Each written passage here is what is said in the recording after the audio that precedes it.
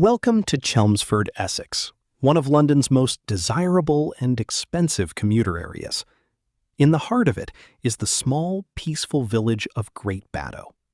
John McCullough, 70, a retired business lecturer, and his wife Lois, 71, lived there with their youngest daughter. They had 5 daughters, but 4 had moved out, leaving only 31-year-old Virginia at home. John suffered from high blood pressure, high cholesterol, type 2 diabetes, and glaucoma. Lois suffered from chronic anxiety, severe agoraphobia, and debilitating OCD. Virginia was seen by her sisters as a misfit, socially awkward, and a compulsive liar. At 31, she still lived at home, unemployed, claiming to be an online artist. Virginia was given free rein over their finances. What started as small theft became massive fraud, applying for credit cards in their names. She racked up almost £60,000 in debt, blowing it all on online gambling. In June 2019, John and Lois suddenly vanished from public view.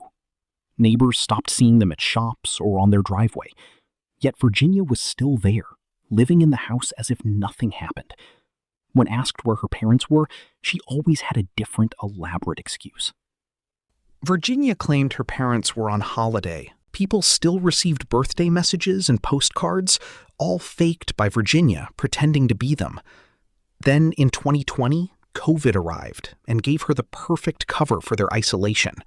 From 2020 to 2023, nobody physically saw John or Lois.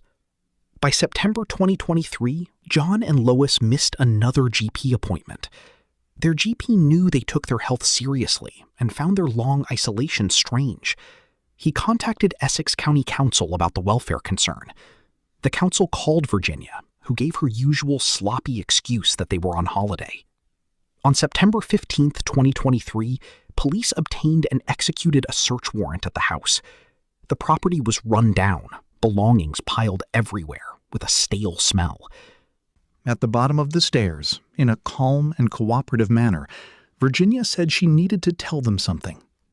She said, "My dad's body is upstairs on the top floor, and it is proper that I serve my punishment." From 2017 to 2019, Virginia spiraled deeper into debt, and her relationship with her parents collapsed. For 3 months, she stockpiled hundreds of their prescription pills. On June 17, 2019, she crushed a huge stockpile into their evening drinks. Her father, who drank alcohol in the evening, received the lethal dose and died downstairs. Lois survived that night and was found the next morning listening to the radio in bed. Virginia jumped onto her bed, pulled out a hammer, and began to bludgeon her own mother. To make sure she was dead, she then used a kitchen knife, stabbing 7 times to the chest.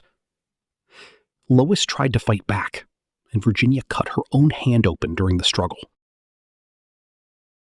2 days later, she bought cleaning supplies, sleeping bags, and cinder blocks with her father's credit card.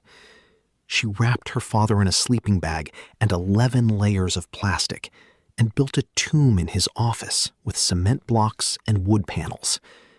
She zipped her mother into a sleeping bag and stuffed her into the upstairs wardrobe.